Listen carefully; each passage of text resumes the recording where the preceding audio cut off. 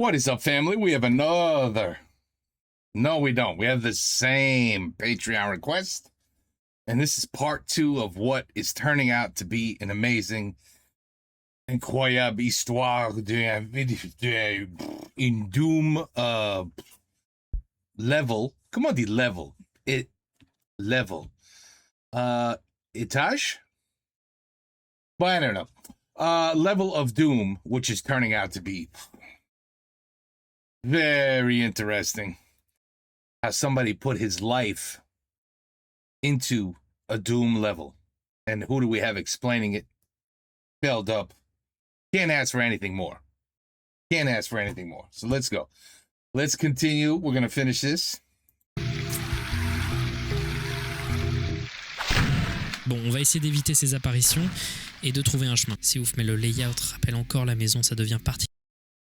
Ce que le moteur de Doom est capable de faire, c'est assez impressionnant d'arriver à faire ça. Mais une fois arrivé ici, je vous déconseille de trop attendre. Ah oui, this is where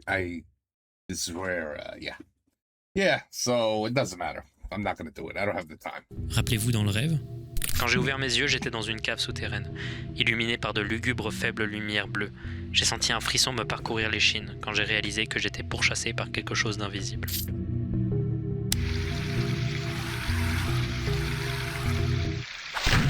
Bon, on va essayer d'éviter ces apparitions et de trouver un chemin. C'est ouf, mais le layout rappelle encore la maison, ça devient particulièrement oppressant. Peu importe où on va, elle revient à nous. D'ailleurs, là, vous devez peut-être vous demander pourquoi il y a cet enfoncement dans le sol. Bien, c'est simple, pendant la première fois où j'ai fait cette partie du jeu et que je l'enregistrais, moi, au lieu de faire ce que je vous ai montré là avec le couloir qui se fait à l'infini où tu tournes en rond, etc. et ça t'amène dans cet endroit, moi, juste, je suis retourné en arrière à cet endroit-là.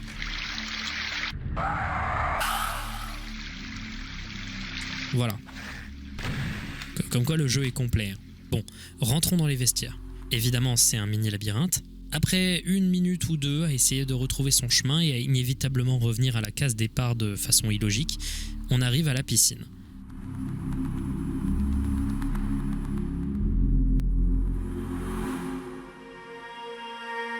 L'endroit a une atmosphère assez calme, mis à part ce poisson qui a l'air franchement pas commode à l'intérieur, mais il garde un objet que je veux. C'est d'ailleurs visiblement un des jeux de rôle.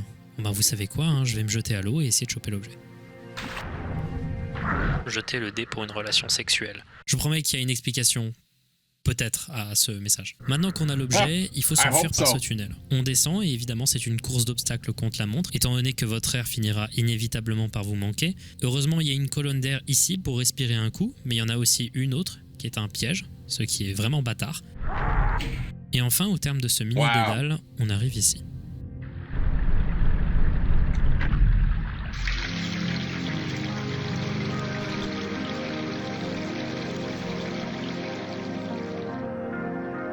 L'environnement est surréaliste. C'est un passage particulièrement difficile d'ailleurs. Je vous conseille de bien sauvegarder ici. Il y a ces ennemis qui essayent de vous tirer dessus avec des projectiles.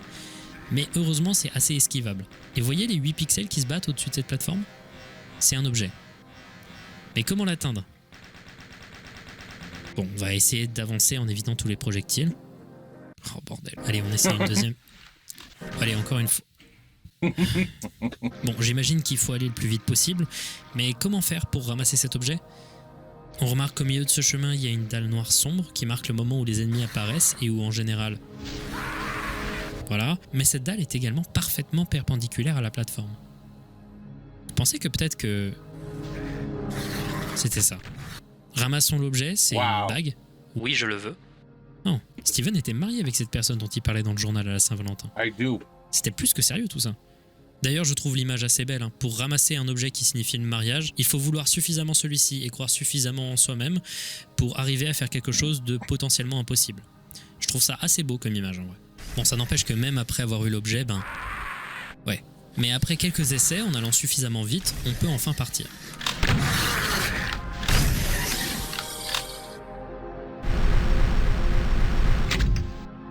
This is crazy, this is really crazy, this board. C'est bon. On a trouvé comment aller dans la maison brutaliste sans pour autant brûler la maison originale. C'est une avancée massive. Et d'ailleurs, ici, on trouve ça. Ce qui va nous être utile. Bon, cette fois-ci, on va sauvegarder et essayer de ne pas tomber. Refaisons la série d'énigmes, ramassons la citrouille. Passons ici. Backrooms. I told you there was backrooms in this game. That was backrooms. Oh. Le jeu est vraiment doué pour faire peur avec peu, hein, c'est ouf. Passons dans ce trou qui nous amène à la niche avec le frisbee et... le problème, c'est que la dernière fois, on est parti assez vite. Mais je me demande un truc. C'est quoi ça? Cette porte-là. Le jeu a toujours récompensé ma curiosité jusqu'à maintenant. Est-ce que ce serait le cas encore une fois? Une porte? Ah, ça amène à cet objet. Donc cherchons un moyen d'y aller. Après quelques minutes à essayer de trouver comment faire, et également essayer de s'y retrouver, on finit par trouver cette canalisation qui amène ici. Bon, faut pas se louper et sauter sur la fondation et... Je suis très mauvais aux jeux vidéo. C'est bon.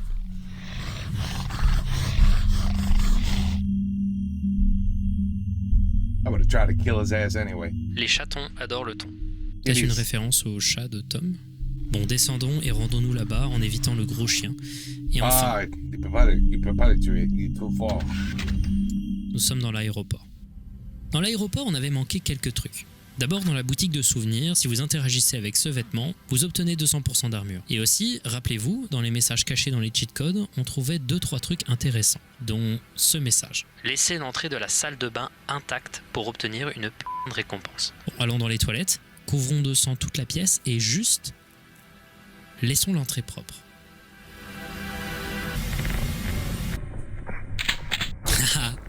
Voilà l'arme la plus puissante du jeu. Voilà. Bon, défonçons ces ennemis qui vont apparaître. Eh oui. Je suis vraiment trop mauvais, c'est chaud. Mais en vrai, attendez. Depuis le début du jeu, à chaque fois que je meurs, comme rien ne se passe, bah je reload ma save. Et je voulais pas trop faire en sorte que ma vidéo ressemble à celle de Powerpack. Mais là, il n'y a pas trop d'autres manières de faire pour présenter un des trucs les plus fascinants du jeu. Donc du coup, au lieu de recharger une autre sauvegarde, attendons après la mort. Quoi? Oh. Il s'écoule un moment excessivement long avant que le contrôle du personnage nous soit redonné. Et quand c'est le cas, on est dans une chambre d'hôpital. That's a much better sound than... Yeah, you definitely want... Yeah, it's a better sound. Trust me, c'est bon. Alors, he's in the hospital now. At the end of the bed.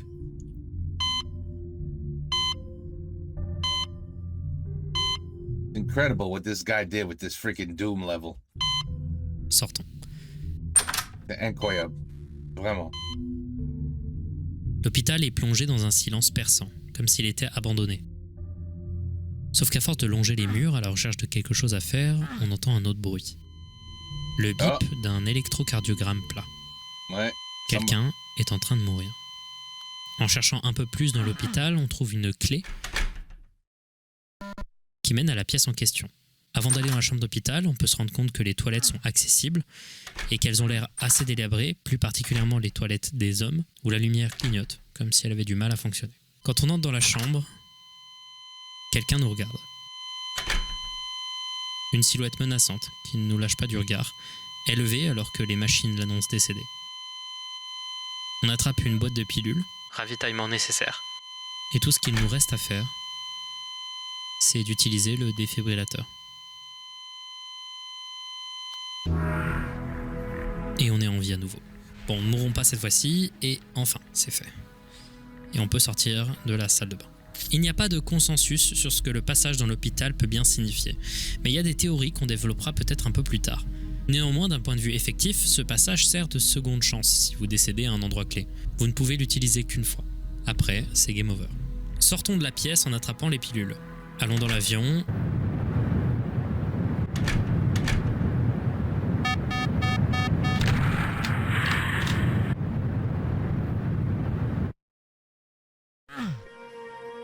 Là, on a tous les objets normalement, non? Vérifions dans le salon. Ouais. Puis dans le salon du miroir maintenant. Ah, merde. Ah. Il nous en manque un. Encore une fois, on peut retourner les deux maisons et on ne remarquera rien qui a vraiment changé, à l'exception d'un truc.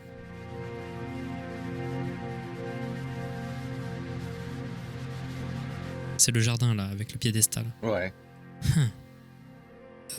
Comment ouvrir la porte comme sur le tableau? Bah, interagissons avec le mur. Rien. Interagissons sur toute la longueur du mur et... Oh. This guy thought of everything.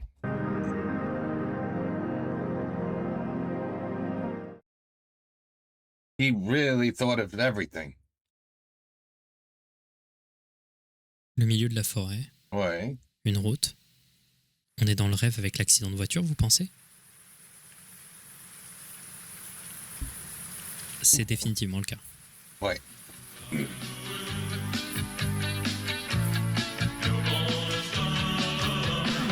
La voiture est ensanglantée et il s'émane de celle-ci une chanson très particulière.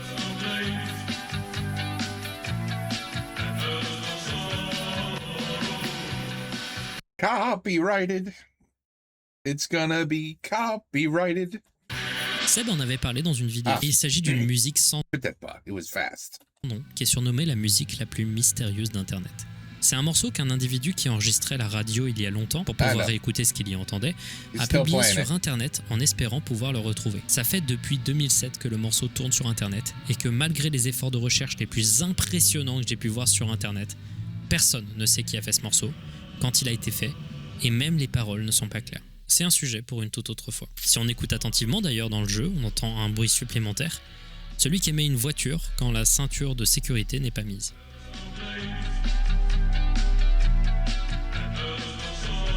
Ah oui, ah oui. Suivons le chemin de sang qui amène, comme dans le cauchemar de Steven, à une station-service Shell. Juste le S marche pas très bien. So it says hell, oui. Instead of Shell. À l'intérieur de la station-service, alors qu'une musique stock douce se joue, on trouve plusieurs affiches publicitaires, une machine à sludgy, et à l'intérieur de cette pièce, on trouve le 16e et dernier objet, une manette Atari avec écrit « C'est mon tour ». Okay. Wow. D'ailleurs, la machine à sludgy, c'est pas un détail que j'ai donné au pif. Si vous interagissez avec, elle vous restaure l'intégralité de votre santé. Pourquoi ils nous font ce cadeau alors qu'on approche de la fin du jeu, j'en sais rien, mais ça me met pas forcément en confiance. Ok, maintenant il nous reste juste à regarder la salle de bain de la station-service. Comme ça c'est fait et...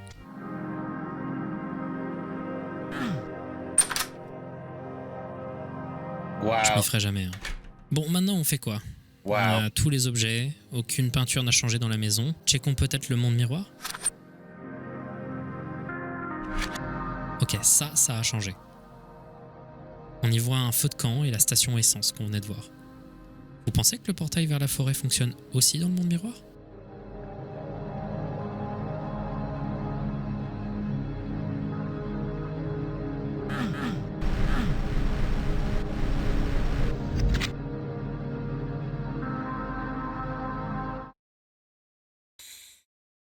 Essayez de pas trop vous perdre dans la forêt. Encore une fois, cette inversion d'essence dans le monde miroir peut facilement vous perdre, surtout que cette fois-ci, ce n'est plus une voiture qu'on cherche, mais une simple lampe torche, posée sur le sol, qui nous mène à la station essence.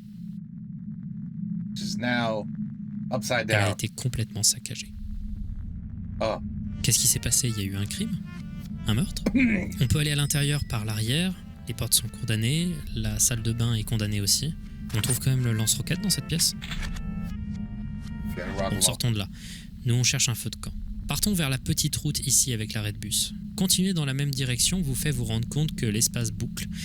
Mais si vous levez les yeux, vous verrez peut-être à un moment une colonne de fumée s'élançant au loin. En essayant de la rejoindre, vous tomberez sur ce petit espace menant à un feu de camp. C'est cosy. On dirait un vieux souvenir.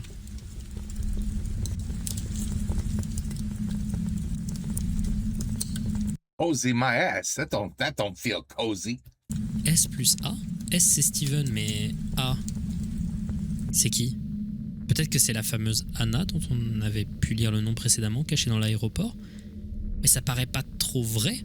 Ça aurait plus de place dans les notes de Steven si c'était le cas. Et même le Anna, on n'est même pas sûr que c'est vraiment un truc caché. Si c'était un nom qui avait autant d'importance, on trouverait ce nom plus loin dans le jeu. Bon, regardons un peu nos notes. Ok. Le journal, rien à propos de quelqu'un qui s'appelle A. Les photos non plus. La vie de décès de Tom. Peut-être que les membres de la famille ont un nom commençant avec un A. Alors, Thomas Allord, mort le... Allord. Oh mon Dieu, Steven et Tom étaient en couple en fait. Ah putain. En vrai, c'est l'effet qui est censé vous procurer le S+A quand vous le voyez. L'objectif, c'est de vous faire voir l'intégralité du jeu, du journal de Steven, différemment. Si vous re-regardez depuis le début, vous verrez que ça fait profondément sens. Le fait qu'il soit proche de la famille lors de l'enterrement et qu'on lui donne des affaires personnelles. I thought we knew this. But they were definitely a couple. Le profond deuil de Steven, le fait qu'il refuse d'appeler Tom par son nom dans son journal, jusqu'à ce qu'on arrive au 14 février, et qu'il soit rappelé de la relation, et qu'après ça, il parle de lui en donnant son nom. Tout colle. Vraiment tout. Surtout qu'il y a un petit détail qui va arriver bientôt qui le confirme à 100%. C'est pas que anecdotique. Vous regardez une romance gay depuis le début. Évidemment, c'est plus que ça. Si on interagit avec le S+A, une porte s'ouvre, menant à un endroit beaucoup plus éclairé. Si on franchit cette porte, on se retrouve sur une plage.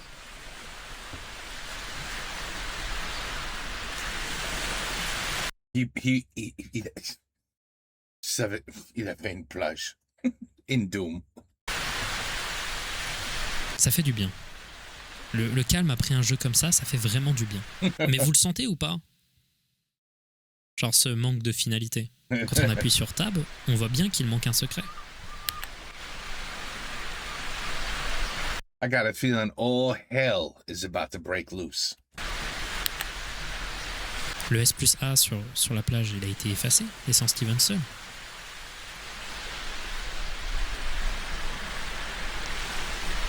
Je le savais. On est dans une illusion. Cette map est quand même extrêmement bien foutue, c'est flippant. Bon, il est temps de sortir un truc que j'ai volontairement laissé de côté. Wow. Ça fait très la vidéo de Powerpack, de sortir ça ici et de lire ce que je vais vous lire comme ça. Mais je ne trouvais pas d'autre manière de raconter l'histoire. Laissez-moi vous lire l'entrée du journal de Steven qui est la plus importante. Après, je ne sais même pas si on peut parler d'une entrée de journal, vous allez voir.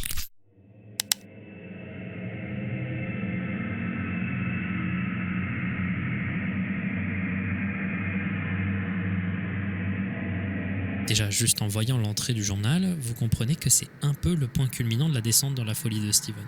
Je n'arrive plus à voir quels éléments de la map sont de mon ami, lesquels sont de moi et lesquels ont été créés par la map.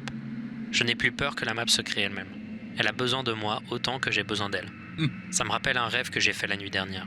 Je ne dors plus beaucoup, mais je me souviens de celui-ci avec une clarté surprenante. Je me tenais sur une plage observant l'eau placide, l'océan s'étendant jusqu'à l'horizon.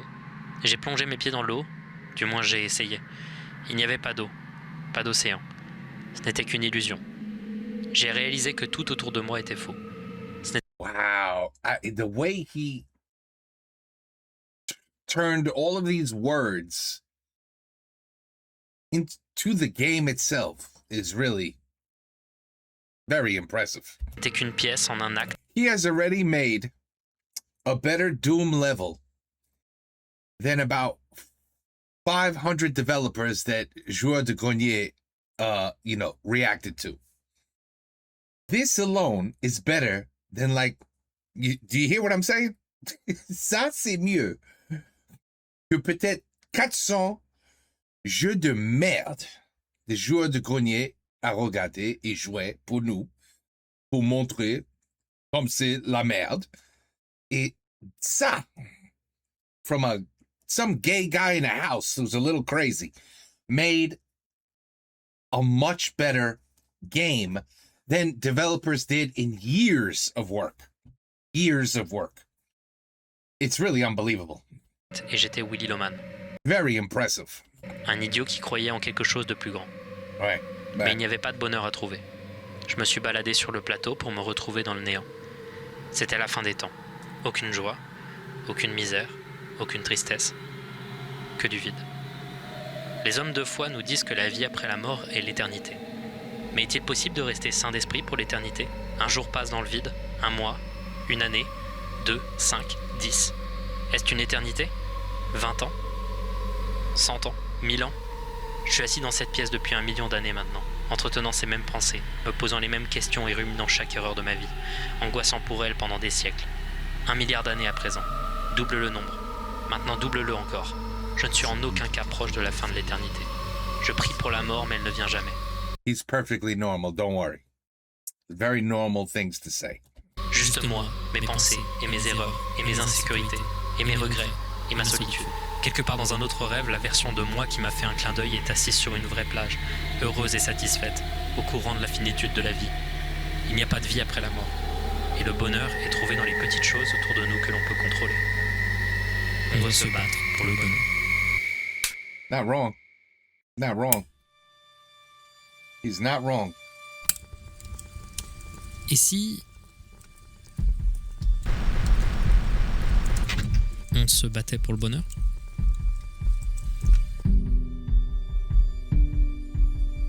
Là, je pars assez vite parce qu'aussitôt qu'on part, le feu du camp se transforme en ennemi invincible qui nous traque sans faille. Oh, that's nice. That's nice. On doit rentrer dans la maison. C'est bon, on y est. Alors, trouvons vite le miroir. Oh mon Dieu.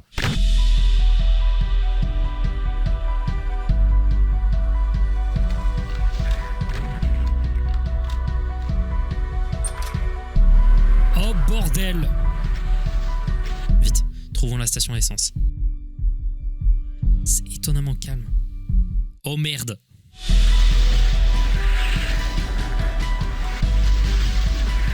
This is how you know you are approaching the end of the game.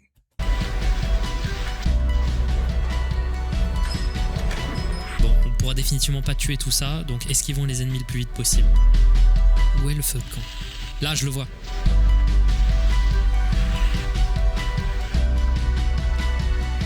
Oh my God.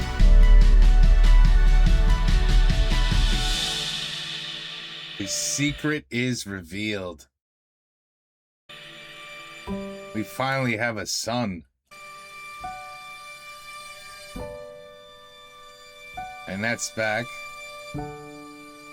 with the doggy. Wow. Enfin. This guy. Bon. Who made this? Voilà. Maintenant, essayons de faire sens de tout ça. Are in the details, yeah. Pour ceux qui se posent la question, oui, ça c'est la bonne fin. C'est pas la seule fin qui reste, et je vous ai pas montré tout ce qui se cachait à l'intérieur du mode pour l'instant. Il reste encore des trucs. Alors avant de commencer à parler de théories, d'histoire, etc., je vous ai ouvert quelques portes, mais il y a encore plein de choses à dire. Analysons un peu le mode. MyHouse.wad est un des trucs les plus impressionnants que j'ai pu voir depuis longtemps sur internet. C'est un chef-d'œuvre de mise en scène vidéoludique, et je suis également impressionné de la quantité de détails mis à l'œuvre dans la map. Des détails qui sont partout et qui sont là pour vous faire vous rendre compte de l'attention qu'a mis le créateur sur la map et également vous mettre dans un état de vigilance constant. Par exemple, vous vous souvenez dans la maison brutaliste avec les fenêtres qui mènent à des tonnes de pièces? Eh bien, il y a ce détail que je vous ai présenté, qui à lui seul est un hyper bon moyen de mettre mal à l'aise le joueur avec extrêmement peu. Mais saviez-vous qu'il est possible avec des sauts bien réalisés de se rendre dans cette pièce-là? Si quand vous le faites, vous devez vous dire, avec ce petit bug d'affichage et le côté difficile de cette cascade, que vous avez peut-être cassé le jeu et que vous n'êtes pas censé vous y rendre, vous vous rendrez vite compte que c'est peut-être un peu trop bien modélisé si c'est juste un détail. Puis quand vous interagirez avec la prise de la télé, ceci arrivera.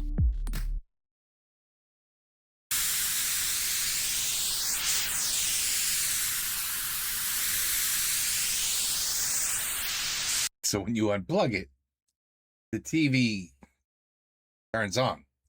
Après cet événement, strictement toutes les télés du jeu afficheront de la statique. Ah. C'est un détail si insignifiant, mais qui donne du corps à l'univers de la map. Ok. Another one.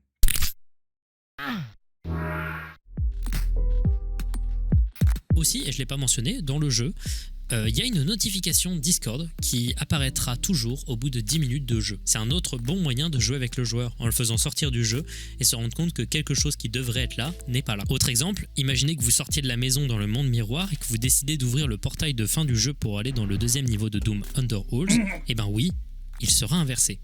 Le même niveau reconstruit entièrement en miroir. La map en elle-même ne fait pas peur automatiquement. Son horreur se révèle au fur et à mesure, donnant l'impression aux joueurs que quelque chose ne va pas, que ce soit en jouant avec l'espace, mais surtout avec ce qu'il connaît. Car, et j'ai volontairement passé tout ça sous silence jusqu'à maintenant, MyHouse.wad est bourré de références à plein d'autres trucs. C'est un hommage sous plein d'angles différents. D'abord, l'hommage évident numéro 1, c'est l'hommage à Doom lui-même et sa communauté. Il aurait été facile d'enlever les trucs habituels des WAD, l'utilisation de la musique Running from Evil, la musique de l'écran titre, tout ça c'est modifiable, mais l'objectif c'est de mettre en scène une expérience pour un joueur aguerri de Doom qui va lentement le déstabiliser en changeant son gameplay, l'apparence de son gameplay, les sons, la manière dont le perso se mouvoie, sa taille.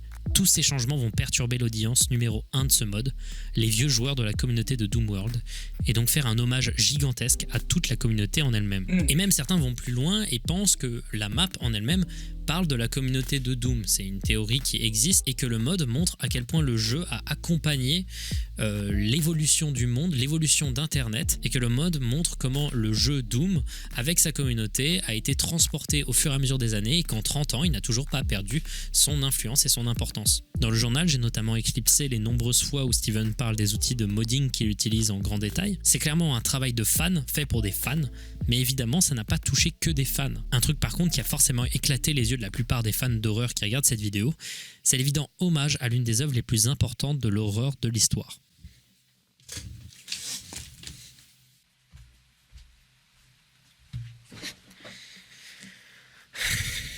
House of Leaves, ou La Maison des Feuilles, de Mark Danielewski.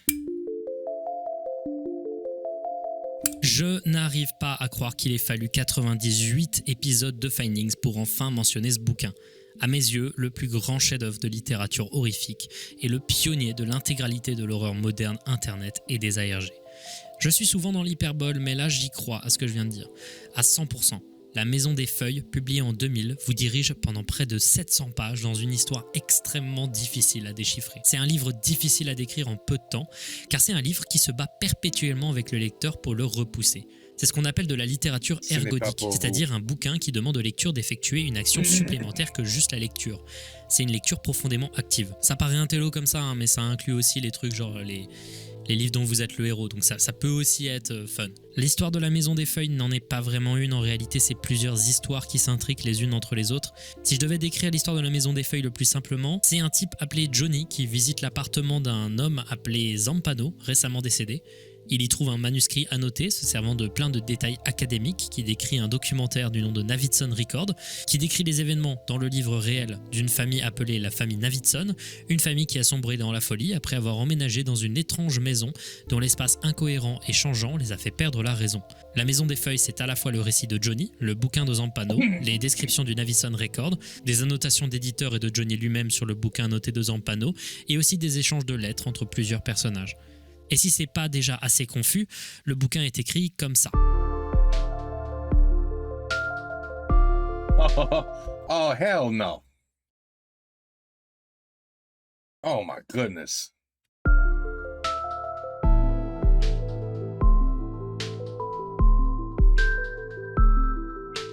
Ce bouquin joue avec les formes des... I'd be like 700 pages. I want my money back. I want a discount. You can't count blank pages. Écriture. Et c'est un des trucs qui le rend légendaire. Tous les choix étranges de mise en page et de forme ont un sens et aident à créer un sentiment de malaise. C'est un livre qui met du temps. Clairement, vous n'allez pas forcément entrer dedans instantanément. Clairement, les longues descriptions scientifiques complexes et érudites vont vous perdre et clairement, la mise en page va rendre votre lecture beaucoup plus lourde et hasardeuse. Mais il y aura le moment de déclic, celui où vous allez vous rendre compte qu'avec le scénario et les émotions des personnages, tous ces choix stylistiques ont un sens et vous amènent à suivre l'une des intrigues d'horreur les plus formidables que j'ai pu voir. Et comme la quasi-totalité de l'horreur d'internet depuis 20 ans, que ce soit voulu ou non, MyHouse.wad s'inspire ouvertement de ce bouquin, qui a mis plus de 10 ans à être écrit. Sauf que cette fois-ci, c'est beaucoup plus clair que d'habitude. Que ce soit le mot Navidson qui est présent dans le jeu, faisant référence au documentaire fictif de Navidson Record, que ce soit le thème de la maison elle-même, une maison plus grande à l'intérieur qu'à l'extérieur, et l'espace changeant et qui semble se créer de lui-même en fonction des émotions de ceux qui vivent entre ces murs. Tout y fait penser. Une des idées de mise en page les plus géniales de tout le livre, c'est que le mot house ou le mot maison est tout le temps écrit en bleu dans le livre. Il y a plusieurs explications qui ont été données, mais isolé, ce détail donne une impression lugubre de grandeur symbolique derrière le mot maison. Et quel mot est perpétuellement écrit en bleu dans le journal ? House. La narration du journal, des éléments du jeu, énormément d'éléments du journal et de l'histoire de Steven et Tom font beaucoup penser aux thèmes présentés à l'intérieur de la Maison des Feuilles et à la manière dont ils sont racontés. Et un des éléments qui est les plus importants au succès de la narration de My House.wad, ça reste cette manière très intéressante de jouer à un jeu dont on connaît l'auteur et dont on essaye de lier l'auteur au jeu. Le jeu en lui-même peut faire peur, mais ce qui fait peur, c'est ce qu'il signifie pour celui qui l'a créé. L'auteur est présent à l'intérieur du jeu. Oui. Yes. It makes the level even more amazing. Le fantôme de Steven est présent dans le jeu. Et ainsi, on comprend mieux la peur de Steven que la map ait une conscience propre. Parce que la map, c'est lui-même. Un truc dans le Navi Sound Record que je trouve assez fascinant et qui a alimenté l'imaginaire de tonnes de personnes depuis des décennies, c'est le couloir de 5 minutes et demie. Dans le livre, un jour, la famille Navidson trouve dans leur maison une porte cachant un chemin vers un couloir excessivement long. Au fur et à mesure des explorations de celui-ci, il se met à devenir ce gigantesque dédale incohérent de pièces et de murs parfois minuscules, parfois gigantesques, semblant se répandre à l'infini. Avec, dans une énorme pièce notamment, un escalier circulaire descendant pendant des jours de marche. Escalier représenté d'ailleurs sur la couverture. Petit détail que j'aime bien. Eh bien, devinez qu'est-ce que j'ai pas encore traité qui est présent dans le jeu. That was in the game, wasn't it? Le couloir est ici. Il a environ 9% de chance d'apparaître quand on ouvre cette porte. Well. Et laissez-moi vous dire que vous n'êtes pas prêts. Quand on ouvre cette porte et qu'on entre dans le couloir, la musique se coupe instantanément, nous laissant dans le silence complet. On tourne naturellement à droite, faisant apparaître, quand on revient sur nos pas après ce cul-de-sac, cet interstice. Oh boy. Qui mène à 2 directions. Et là, ça devient le bordel. I'm getting ready to have the shit scared out of me. Des tonnes de pièces, à la géométrie incohérente et grotesque, toujours dans cette même texture de béton, et plongées dans le noir complet. Après quelques minutes, vous finirez peut-être par entendre ce genre de bruit. No. Yeah, that wouldn't make... Des bruits qui percent violemment le silence dans lequel vous étiez, et que parfois, dans mes explorations dans ces lieux, je n'entendais pas, alors que parfois je les entendais bien fort, sans jamais que je comprenne pourquoi. À un moment, vous verrez cette porte, qui mène à d'autres portes, dans une énorme série de mêmes portes.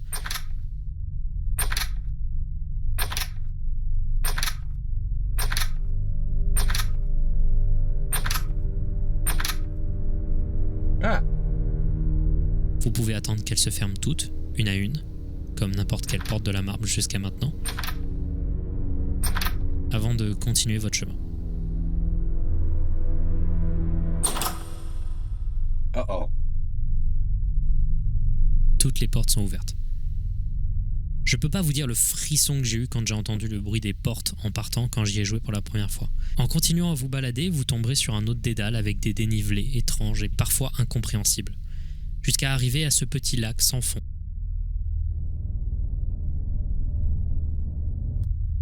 Qui, une fois franchi, vous amènera inévitablement à cette porte. Parfois, elle est condamnée de pierre sans savoir pourquoi. J'avais fait un live où je vous montrais ce que je savais de My House.wad, et je me souviens bien que ça m'avait pris de court à ce moment-là. J'avais joué des dizaines de fois la map, j'avais fait 2 fois ce couloir, je n'étais jamais tombé sur cette porte bétonnée. Mais quand cette porte n'est magiquement pas condamnée, elle vous donne accès à une pièce gigantesque, avec parfois rien. Mais parfois vous trouverez cet escalier circulaire central. Vous pouvez tenter de le descendre pendant des dizaines de minutes. Yeah, that's the staircase, no? Vous entendrez des sons étranges provenant du loin.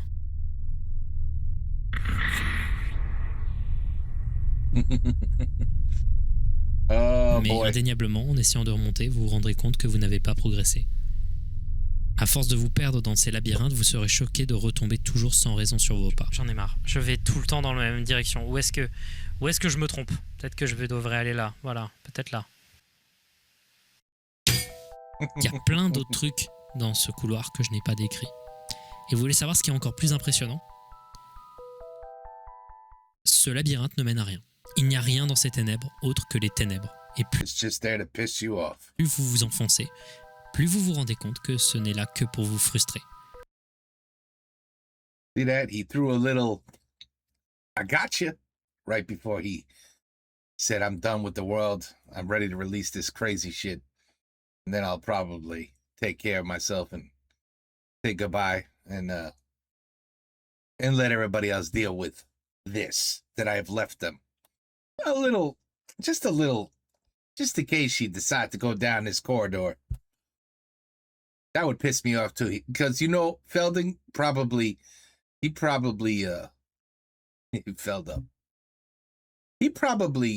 wasted like 2 hours of his life just on this, just to realize that son of a bitch played me.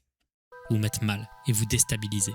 Le créateur peut pas avoir mis ça juste pour qu'il n'y ait rien à la fin. Le truc fou, c'est que si il n'y a rien, et en juxtaposition avec le fait que c'est une référence directe à House of Leaves, le fait qu'il n'y ait rien est assez cohérent avec le bouquin. Selon moi, ce couloir est la représentation claire du travail titanesque derrière la map et de son attention aux détails. C'est mignon d'aller dans un niveau inversé quand on sort du monde inversé, mais c'est autre chose de se retrouver à créer un truc qui met probablement 1 semaine ou plus de mapping et de développement pour un détail ne menant à rien de précis. Un truc qui a été grandement inspiré par la Maison des Feuilles, c'est également les backrooms et par conséquent, du coup, les espaces liminaux qui les avaient inspirés à la base. J'en ai parlé beaucoup sur cette chaîne et évidemment, si vous êtes abonné à la chaîne depuis longtemps, vous aurez remarqué les références. La Maison Brutaliste s'inspire de l'une des images les plus connues de l'histoire des Liminal Spaces, le Holiday Inn Hotel de l'aéroport de Londres, avec son côté faux et son plafond qui met certaines personnes assez mal. Ces petites fenêtres sont évidemment aussi des références, mais ça peut aussi être une référence à la vidéo de Kane Pixels, Backroom Found Footage, dont j'avais déjà parlé dans un Findings. Mais ça va plus loin. Le passage dans la maison inondée fait référence évidente aux Pool Rooms, ces rendus 3D créés par des artistes dont le maintenant connu Jared Pike, mais après il y a des références plus difficiles à choper. La garderie est une référence évidente à cette image, et donc c'est pour ça, le Shrek, c'est pas que parce que c'était un cauchemar d'enfance, et le toboggan, lui, fait référence aux célèbres images de Liminal Space avec des toboggans abandonnés. La station essence est une référence à cette image célèbre, ça m'étonnerait pas que l'aéroport aussi s'inspire de certaines Liminal Spaces, mais la référence la plus flagrante au Liminal Space et au Backroom, c'est clairement un détail que j'ai pas encore mentionné, que je trouve incroyable et qui renforce encore plus le côté complet de la map. Ce détail, c'est une mécanique pour vous empêcher de tricher. En tapant ID Clip sur votre clavier, vous pouvez activer le no-clip et passer à travers les murs. Il fallait éviter à tout prix que les joueurs abusent de la mécanique, car ça détruirait la map et l'illusion qu'elle entretient, ce dont on parlera vers la fin de la vidéo, car on peut casser la map. Donc, quand il peut casser la map. Vous activez le no-clip, un message apparaît vous disant « Faites attention à ne pas no-clip dans de mauvais endroits ». C'est une référence claire à la première image des backrooms et au texte qui était souvent attaché à celle-ci. Donc qu'est-ce qu'il se passe si j'essaye de traverser un peu trop les murs?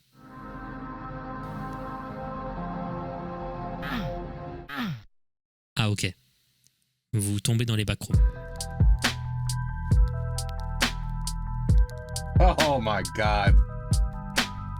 Vous tombez dans les backrooms si vous traversez trop les murs et vous vous retrouvez dans un labyrinthe gigantesque et absurde. Et pour pas vous faciliter la tâche, t'as un voleur de peau invincible qui vous pourchasse. Et maintenant vous allez peut-être me le demander, mais oui. That look like what's that monster? Shit.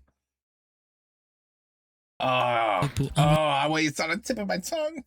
Invincible qui vous pourchasse. Et maintenant vous allez peut-être.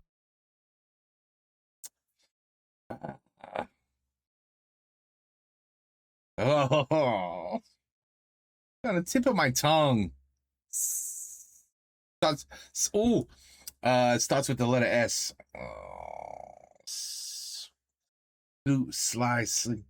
Slender Man. Voila. Slender Man. That's what that shit was. Je peux le demander, mais oui, on peut faire ça aussi dans le monde miroir et ça vous amène à une version inversée des backrooms. C'est tellement complet. Tellement de détails complets, c'est impressionnant je trouve. Il est possible de sortir du labyrinthe avec des guides. Moi j'ai réussi du premier coup par chance, je sais toujours pas comment j'ai fait. Et ça t'apprend après à ne pas abuser de la mécanique de nos clips. Dernier truc à mentionner, la map emprunte beaucoup aux mèmes, aux histoires d'horreur et à l'horreur d'internet. Et en fait une sorte d'hommage assez complet et assez impressionnant. Que ce soit dans des clins d'œil un peu bêtes, des références à des canons de l'horreur, c'est un accumulat de tout ce que l'horreur en ligne a pu apporter. Et dans la vidéo de Power Pack, le mec rapproche ça avec la présence de Shrek, qui est l'image du produit enfantin enfantin transformé en blague, en horreur, en fanfiction, en tout ce qu'Internet a pu donner pour transformer la culture pop et la manière de l'exprimer. Un exemple de référence qui est pas du tout évidente et que j'ai chopé que après avoir fait des recherches, c'est la musique. Je parle pas donc du thème de Doom, ni même du thème de Doom qui a été déformé. Je vous parle de ce morceau qui se joue à partir de l'incendie ou à partir du monde miroir, ça dépendra de votre run, et qui a été créé par l'utilisateur SL Fortium. Et figurez-vous que ça aussi, ce morceau aussi, c'est une version déformée du thème Running from Evil. Et il est déformé exactement comme faisait The Caretaker. C'est une référence à Everywhere at the End of Time. Pour vous dire à quel point cette map est une référence à toutes les formes d'horreur qui sont devenues virales depuis environ 5 ans sur Internet. Myers.wad prend cette horreur depuis environ 5 ans et essaye d'en faire une sorte de carrefour. Elle fait une sorte d'hommage à l'horreur grandissante qui abandonne les sursauts pour des ambiances travaillées et qui abandonne les créatures folkloriques pour une subversion d'un quotidien profondément normal dans lequel des événements vont bouleverser le personnage principal au point de questionner l'auteur sur sa propre perception. C'est un type d'horreur indirecte qui te suit des jours après lecture ou visionnage. C'est une des meilleures exécutions de ce procédé. Les créatures flippantes ne sont jamais visibles autrement qu'à travers des silhouettes. Et la vraie menace, c'est toujours ce qui se passe dans la tête de l'auteur et dans ce cas-là, également dans la tête du joueur. Theories. Must be 19 million different theories. Alors c'est bien beau tout ça, mais essayons de faire sens de l'histoire de la map. Parce que évidemment, il y a énormément de théories qui se baladent un peu partout, des théories parfois controversées, même des théories qui se contredisent presque toutes. Et avant de commencer, laissez-moi vous parler du dernier truc dont j'ai pas parlé, qui est caché dans le jeu. La fin ultra secrète. Revenons au moment où j'ai attrapé le 16e et dernier objet. Imaginons qu'au lieu de me rendre dans le monde inversé et de déclencher le dernier arc de la map, je me décide de rentrer dans la maison, descendre en bas et de brûler la maison. Donc évidemment ma progression est détruite, mais persévérons. Tuons les ennemis, ramassons les 3 objets à l'étage, descendons en bas et rentrons dans la maison brutaliste. Quittons-la en allant à l'aéroport, allons dans l'avion et...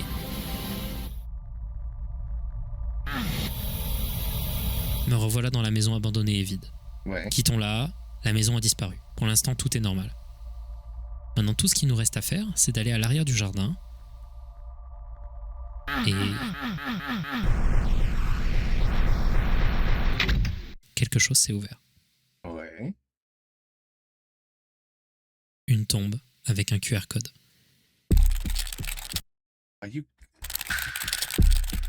Alors, le QR code, il n'est pas lisible directement, il fallait essayer de le reproduire. Mais avant de vous donner le contenu en lui-même du QR code, laissez-moi vous parler d'un concept que vous connaissez peut-être. La mort de l'auteur, c'est un essai littéraire publié en 1967 par le critique littéraire Roland Barthes, qui émet l'idée qu'analyser une œuvre en prenant en compte la biographie, la vie et le contexte propre à l'auteur est une erreur. La théorie veut que ceci n'amène pas un sens concret et définitif à une œuvre. En l'occurrence, Barthes dit dans son essai que l'interprétation primaire d'un lecteur amène à 1000 fois plus de richesse intellectuelle.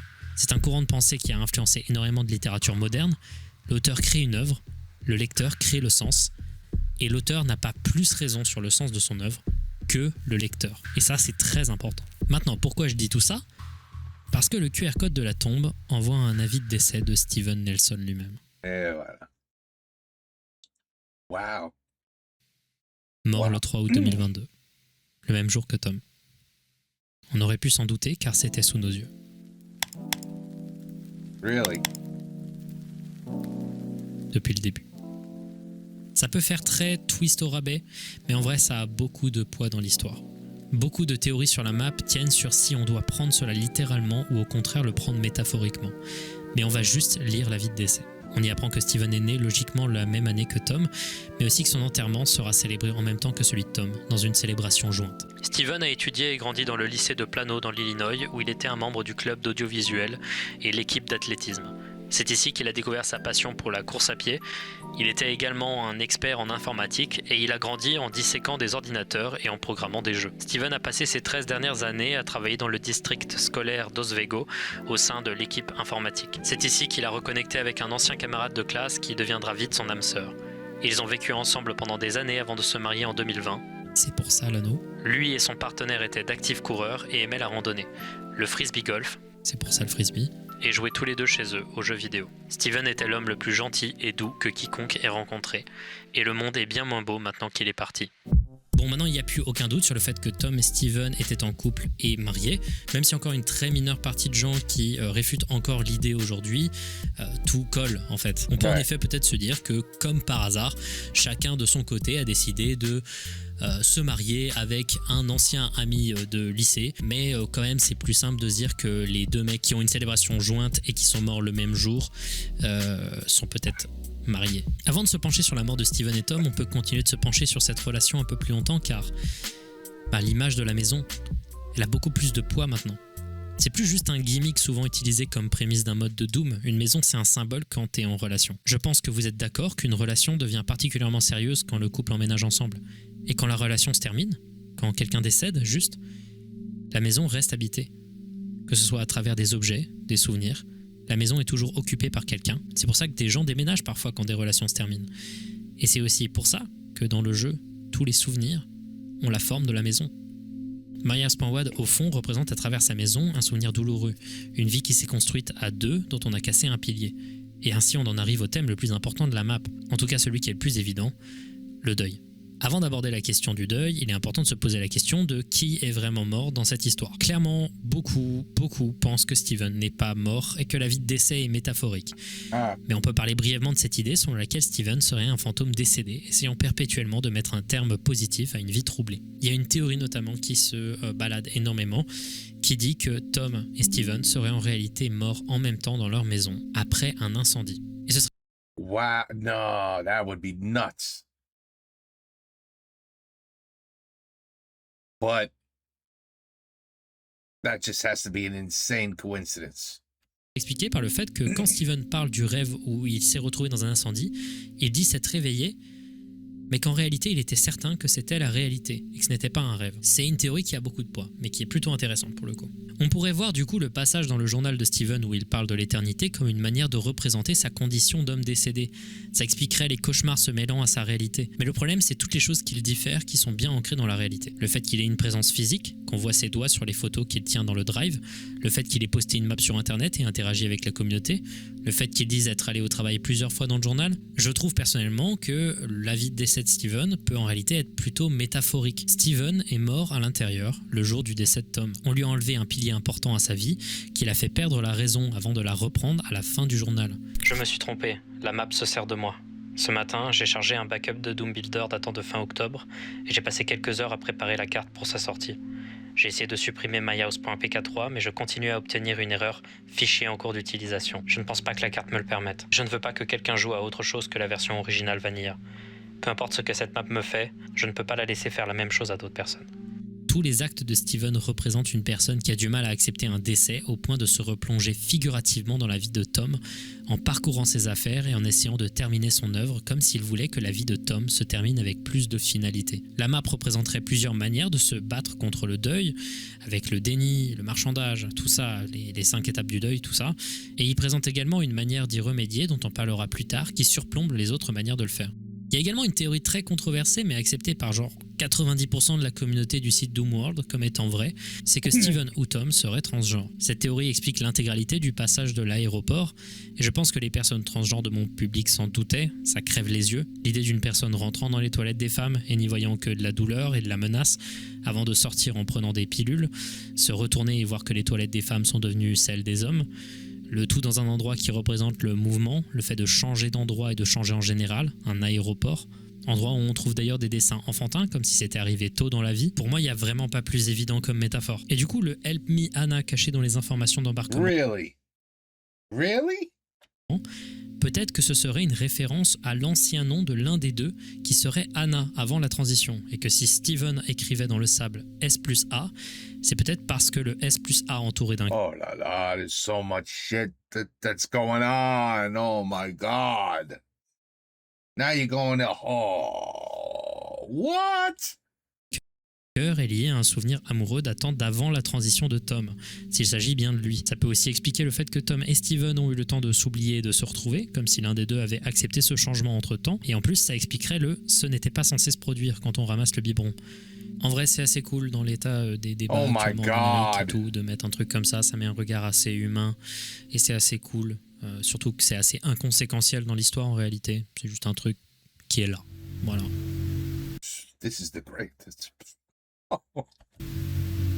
Cette histoire et ce jeu and this Doom and this map and the story behind this map is really fascinating. It really is fascinating. Il y a également des théories qui parlent un peu plus de Steven et qui donneraient l'idée que Steven aurait réalisé un peu cette map de manière supernaturelle dans un coma. Et que ça expliquerait donc le passage de l'hôpital, que ce serait là le moment où il s'est réveillé et que, entre-temps, pendant son coma, il a décidé de résoudre un peu son deuil. From the fire?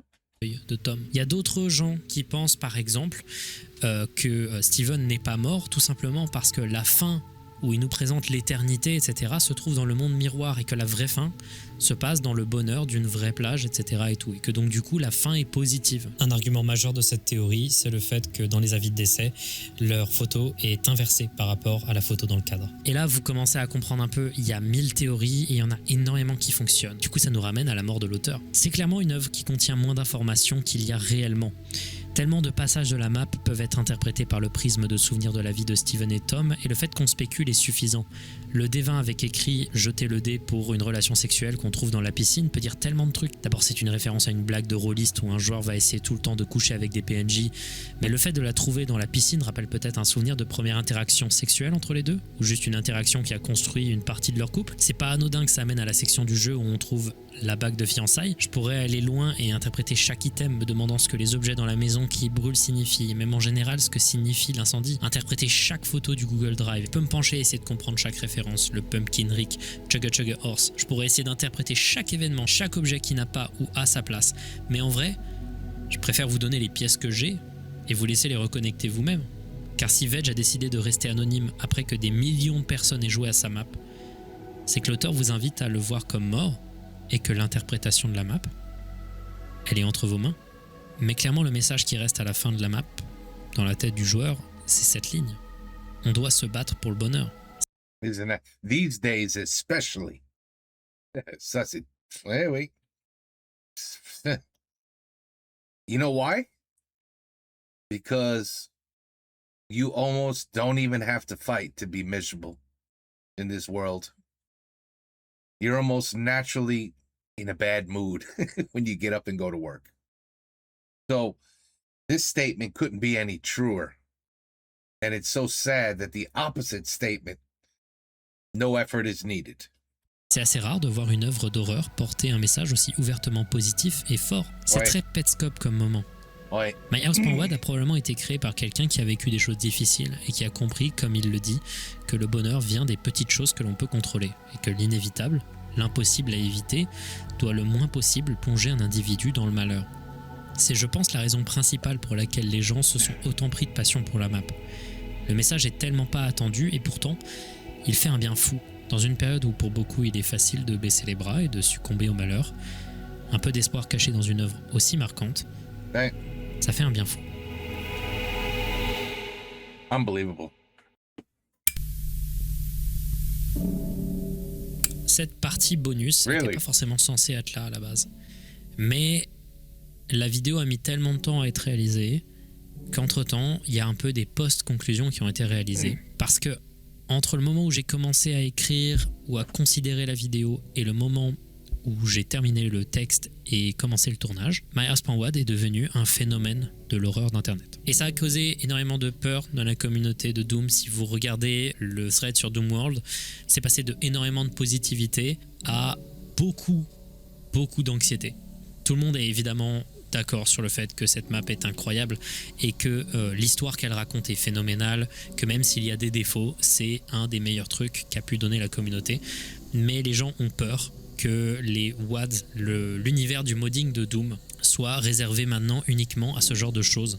Et qu'en réalité, le gimmick de My House.wad pourrait être le dernier clou dans le cercueil des mods de Doom.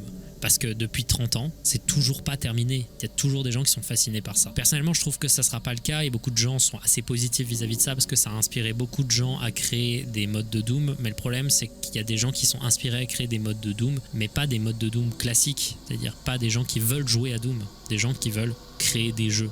Et ça, c'est un truc qui énerve certaines personnes. Donc, je vous invite, si vous avez aimé cette vidéo, à vous intéresser un peu à l'univers du modding de Doom. C'est un des trucs les plus fascinants que vous pourrez trouver. Également, il y a eu un peu un dépassement de l'œuvre. I think we're a little past that, Feldup. I think we're a little past that. It's time to move on from Doom. A complètement dépassé le créateur, parce que de base, c'était clairement pas censé devenir aussi populaire. Pour vous dire, t'as John Romero qui a joué à la map. Pour ceux qui ne savent pas qui est John Romero, c'est un des créateurs de Doom original. C'est assez impressionnant, t'as presque tous les sites de jeux vidéo français, anglais, de tous les pays qui ont parlé de Myers.Wad. Vous l'avez peut-être manqué entre temps, mais ça m'étonnerait pas que certaines personnes aient un peu soufflé en voyant la notification de ma vidéo en mode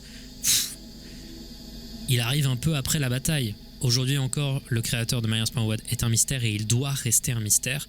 Des gens ont eu des informations qu'on n'était pas censé avoir, qui donnent peut-être plus de contexte, certes, à certains éléments de la map, mais qui cassent un peu l'effet mort de l'auteur, qui était volontaire et qui était voulu. Et ça, c'est un peu triste, en vrai, parce que ça a impliqué de rentrer dans la vie intime d'un individu pour juste expliquer l'histoire d'un mode de Doom. Le problème, c'est qu'énormément de gens sont arrivés après la bataille en regardant des vidéos de youtubeurs, et que les gens qui vont rentrer dans la map vont se rendre compte qu'il n'y a plus rien à trouver. L'important, en fait, ici, c'est pas de vous faire découvrir Myers.Wad, mais de vous faire découvrir en vrai la communauté de Doom. Parce que Myers.Wad a déjà été disséqué dans tous les sens. Et si vous avez regardé cette vidéo et que malgré tous les disclaimers, vous n'avez pas joué à la map, il est temps de vous pencher peut-être sur le modding de Doom, parce qu'il y a plein d'autres modes d'horreur de Doom qui sont intéressants. Parce que maintenant, les seuls trucs que vous pourrez trouver, c'est des bugs dans la map. On peut la casser. Quand on la regarde avec du no-clip dans les endroits où le no-clip nous amène pas directement dans les backrooms, on trouve beaucoup plus de machination derrière la map. C'est très intéressant, c'est très fascinant à voir et c'est même parfois un peu creepy. C'est hyper intéressant d'utiliser ce no-clip dans certaines zones du jeu. Il y a des gens qui ont trouvé des détails complètement absurdes. Genre par exemple, si tu utilises deux cheats, un truc pour voler et un truc pour no-clipper, et que tu interagis avec une porte random dans la maison brutaliste, tu peux faire ouvrir une porte qui n'existe pas. La map peut être cassée dans tous les sens, et des gens continuent à la casser dans tous les sens, à essayer de trouver d'autres trucs, mais la vérité, c'est que Myers.Wad n'était jamais censé être le phénomène que c'est devenu. C'est devenu un phénomène, et c'est rare sur Internet que ce soit le cas, purement parce que c'était phénoménal. Et le créateur, clairement, n'avait pas prévu ça, et ça a dépassé en sa vie. Donc soyez respectueux, s'il vous plaît. Ne faites pas les zinzins sur Doomworld, n'y allez pas si vous ne parlez pas anglais. Vous pouvez aller faire des trucs, mais s'il vous plaît, soyez pas des zinzins. J'ai déjà vu des débordements et c'est pas cool en vrai. Et maintenant, tout connement, c'est à vous de vous intéresser au modding de Doom, parce que ça ouvre une porte de ouf. Il y a plein d'autres histoires de mod et de WAD, même des trucs flippants, des trucs... Oh oui, non, Feldup, c'est pas de problème. J'ai plein de temps. Oui, on va faire let's do some Doom modding. Let's play games, Doom mod, music reactions, all reactions. You do all the Patreon requests, have a full-time job, still have to keep the wife happy, and still have to go on vacations, still have to leave the house once in a while. Grand Theft Auto 6 hasn't even come out yet. Yeah, I got plenty of time. Maybe I'll do some Doom modding. Yes, sounds like fun. Intéressant, des modes de Doom qui ont inspiré d'autres jeux vidéo, des modes de Doom qui ont inspiré d'autres jeux Doom, tellement de choses à dire sur le sujet, et Myers.Wad pour moi devrait être une ouverture. Et c'est un peu le type de conclusion findings la plus simple à faire dans ce genre de cas. C'est à vous de créer maintenant. On a la preuve maintenant que sur internet, si on fait quelque chose de suffisamment formidable en restant anonyme, et qu'on sait très bien faire la publicité de ce truc formidable, que ce truc va avoir de l'impact. Si vous faites une œuvre complète, il y aura probablement des gens pour l'écouter. Et je sais que vous pouvez avoir la flemme, pour certains, en vrai la flemme de créer un machin et tout. Et la flemme. I remember that. Que lazy. Certains d'entre vous ont créé des trucs et que ça n'a pas fonctionné. Et je vous répondrai à ça que il faut se battre pour le bonheur. Voilà. Another great video. Merci beaucoup à vous. I don't know where he finds this stuff, but it's amazing. D'avoir suivi cette vidéo, elle a mis du temps à sortir. J'ai très peur de la sortir. Allez jouer à myhouse.wad si ça vous chante de faire l'expérience. Allez me voir peut-être en live essayer de speedrunner, parce que je vais essayer de faire ça. Ça a l'air marrant de le faire. Bon, je serai pas aussi bon que les gens qui arrivent à terminer myhouse.wad en 6 minutes. Intéressez-vous à Doom. 6 minutes. Allez voir la chaîne de Powerpack qui, sans lui, je n'aurais pas découvert cette incroyable map. Allez vous intéresser à la communauté de Doom. Soyez respectueux, je vous en supplie. Créez des machins, voilà. Et à la prochaine. La prochaine vidéo sera sur un sujet de true crime fascinant. Et on a dans nos mains, je pense, un des documentaires les plus complets sur un des sujets les plus oubliés de la question du monde du crime. Donc ça va être assez fascinant. Bref, je vais aller boire de l'eau parce que j'ai envie de boire de l'eau. Et bisous à vous. Passez de bons moments. J'espère que vous passez de bonnes vacances. Peut-être fin de vacances si je mets trop longtemps à faire cette vidéo. Au revoir. Merci à vous. Another good one, buddy. Another good one. A real good one. And with Feldup, there's a lot of good ones. There's a lot of good ones. That was very interesting. It almost felt, I can't explain it. Almost got like goosebumps as you realized, oh my God, this guy is,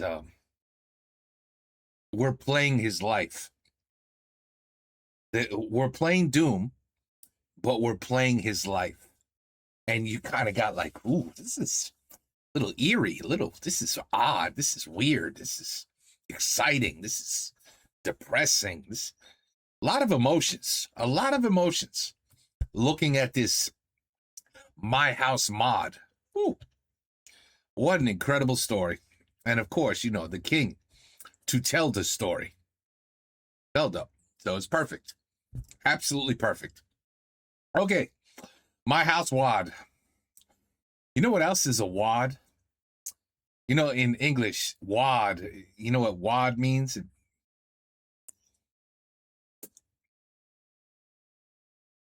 You could Google it. There's other meanings for WAD. Okay? I mean, English-speaking people will be like, yeah, who cares? Big deal, everybody. But for the French, you might find it interesting. Just telling you might find it interesting. Okay. Excellent video. I move on to the next one as we got more to go. Take care. Peace out. À la prochaine.